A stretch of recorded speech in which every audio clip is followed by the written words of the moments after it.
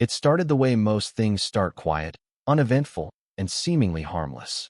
I'd just wrapped up a hearing in Rowan County that dragged an hour longer than scheduled, didn't even get a bite to eat, and was rushing to get back home before dark.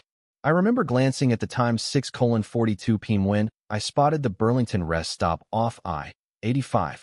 Just a wide patch of cracked pavement, a couple vending machines humming under fluorescent lights, and two picnic tables with faded paint.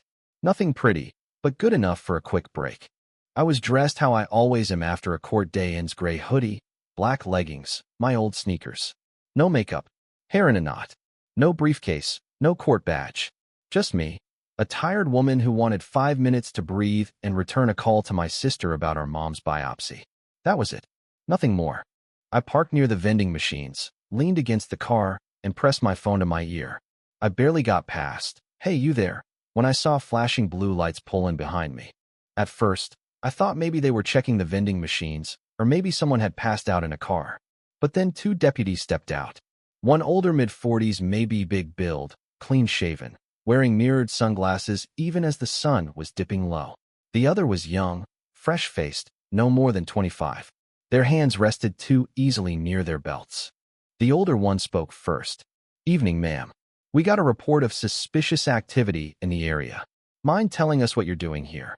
I paused, not wanting this to go sideways. I pulled over to take a phone call. Didn't want to drive distracted. "You have any ID on you?" he asked. "Sure." I handed him my wallet. "I'm Judge Malia Carter, Mecklenburg County." He didn't react, just passed it to the young one. The younger deputy stared at it like it was written in Greek. "You don't look like a judge," he mumbled. My stomach dropped, but I kept my tone level. "And what exactly does a judge look like?" They didn't answer. The older one squinted at me. "So you're just hanging around a rest stop in a hoodie, talking on the phone?" "It's not dark, and I've been here 5 minutes." "Well, we saw your car before we pulled in." "Been here at least 10, the younger one said. I took a slow breath. If this is a routine check, that's fine. But I've identified myself. I haven't broken any laws. The older deputy's tone shifted. "Until we determine that, I'm going to need you to put your hands on the hood." "Excuse me." The young one stepped forward. "You're being detained for obstruction." "Obstruction of what?" "We'll figure that out at the station." He grabbed my wrist before I could respond. My phone clattered to the ground, still connected. My sister was on the line. I yelled out, "Let go. I've done nothing wrong." "Stop resisting," he snapped. "I'm not resisting." That's when I noticed a car across the lot with its headlights on. A teenage girl in the passenger seat raised her phone and started filming. I locked eyes with her. "Record everything, please." They shoved me into the back of the cruiser. No Miranda rights. No charges. Just cold metal and smirking faces. The younger one leaned to the older. She really thought saying she's a judge would stop us. The older one chuckled. "Welcome to Alamance, Your Honor." I sat there, cuffed, knees jammed against the divider, feeling rage and humiliation crawl up my spine. They didn't care to know. All they saw was a black woman in a hoodie, and that was enough. They booked me under obstruction, loitering, false identification. The desk officer looked at me sideways when I asked for a phone call. "You're not really a judge, are you?" "I am. I demand a supervisor." It took nearly an hour. Finally, a gray-haired man came in with a file in one hand, phone in the other. "Judge Carter," he said carefully, "you're being released. State Judicial Office was notified after your name appeared on the intake log." "Did they see the footage?" "I can't say. I want a full report. I'll be filing a complaint." "Absolutely within your rights." They handed me a cracked phone, my hoodie, my wedding ring. I walked out, sat in my car, turned the key, and just sat there. The video had 28,000 views. My voice was clear in it. I'm not resisting. And the look on Sandler's face when I said, "I'm a judge." That glare, that instant disbelief, that was what stuck with me. I didn't sleep that night. I sat in the corner of our living room with a blanket I don't even remember grabbing, rewatching the video. When Marcus got home, he nearly dropped his keys. "Why didn't you call me?" he asked. "I was in a cell," I said. He sat beside me, held my hand. We watched the video again together. The comments kept coming, some outraged, some mocking, some saying I should have dressed differently. But by sunrise, the story had hit the local news. And then my phone buzzed. A docket change. Emergency hearing at 10 a.m. Judge Hernandez had called in sick. I was assigned 2 misconduct cases. One caught my eye. Excessive force complaint. Officer names Knox and Sandler. I stared. My breath caught. The same 2. At 10 a.m. I stepped into courtroom 2C. Hair tied back. Charcoal suit. I looked calm. I was not calm. They were already there. Still in uniform. Sitting at the defense table. Their lawyer, a big man in a too tight suit, looked like he wanted to be anywhere else. I sat down at the bench. The court clerk called the session to order.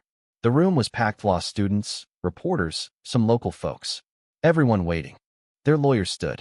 Your Honor, given yesterday's events, we believe there may be grounds to question your impartiality.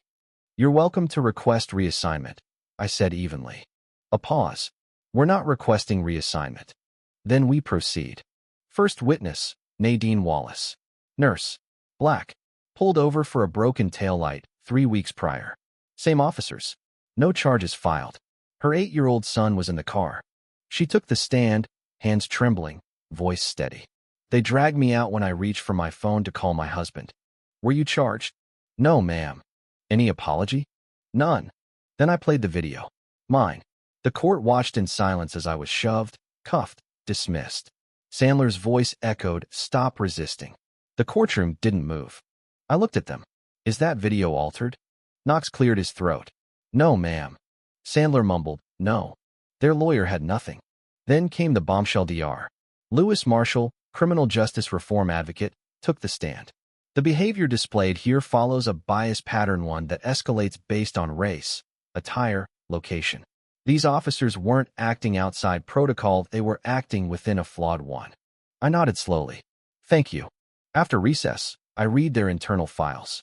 Multiple complaints. Warnings. Deferred training. Lieutenant Devers, their supervisor, admitted it. We were short-staffed. Training got pushed. And do you believe your decision led to these events? I asked. She blinked. I do now. I ruled. Effective immediately. Knox and Sandler referred to post-board, required bias retraining before any return to duty. Files sent to the DA for civil rights review. And I said it clearly. You had a moment to act with judgment. You chose power instead. I stood from the bench. No gavel bang. No theatrics. Just truth. Outside, the crowd didn't cheer. They stood. They listened. That was enough. That night, Marcus poured me a glass of wine. We sat on the patio. No words. Just quiet. Next day, a letter arrived. Handwritten.